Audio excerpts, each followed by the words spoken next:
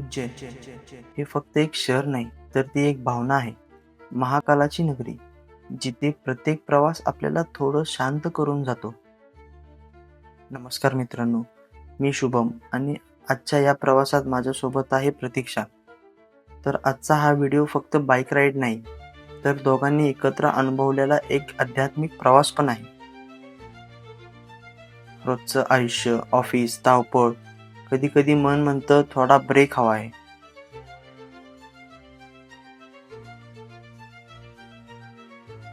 आम्ही दोघंही एकाच विचारात होतो. काही दिवस स्वतःसाठी आणि एका पवित्र ठिकाणी जाण्याची इच्छा होती. मग ठरलं, उज्जैन महाकालाचं दर्शन. प्रवास साधा नव्हता.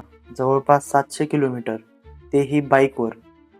एकट्यानं जाण्यापेक्षा सोबत असणं जास्त सुरक्षित वाटतं.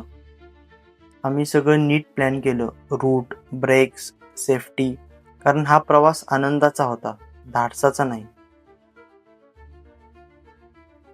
बाईकची पूर्ण तपासणी केली. हेल्मेट, ग्लव्स, आमचं लगेज, प्रत्येक गोष्ट नीट पाहिली. कारण लांब प्रवासात तयारी खूप महत्वाची असते. पहाटेची वेळ होती. थंड हवा, रस्त्यावर कमी गाड्या. बाईक सुरू झाली आणि प्रवासही सुरू झाला. प्रतीक्षा मागे शांत बसलेली.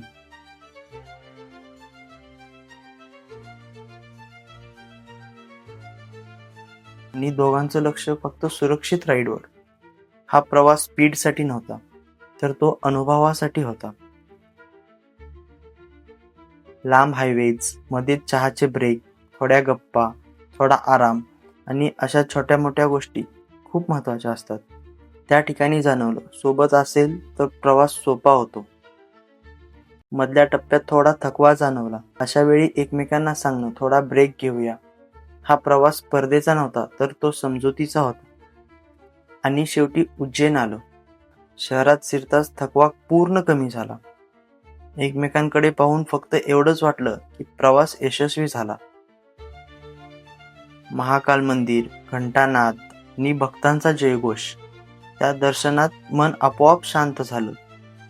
काही मागावंसं वाटलं नाही, फक्त आभार मानावेसे वाटले. महाकालांचं दर्शन तेव्हा खास वाटतं जेव्हा मनापासून अनुभवता येतं. मित्रांनो, हा प्रवास आम्हाला एक गोष्ट शिकवून गेला. प्रवासात सोबत आणि समजूत असेल तर अडचणी कमी होतात, आणि श्रद्धा असेल तर मार्ग आपोआप सोपा होतो.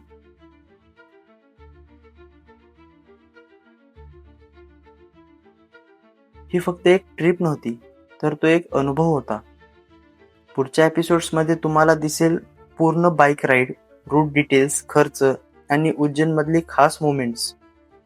व्हिडिओ आवडला असेल तर लाईक करा, सबस्क्राईब करा आणि पुढच्या प्रवासासाठी तयार राहा. जय श्री महाकाल. हर हर महादेव.